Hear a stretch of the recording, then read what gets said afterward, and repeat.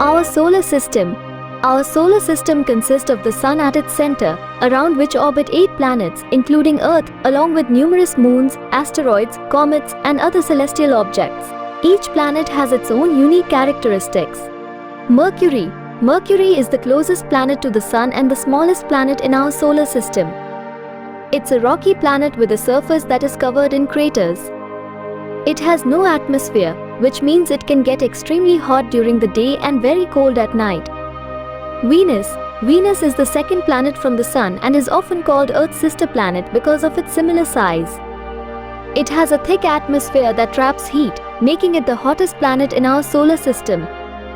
Venus is also known for its beautiful clouds and is sometimes called the evening star or the morning star. Earth. Earth with its one moon is our home planet. It is the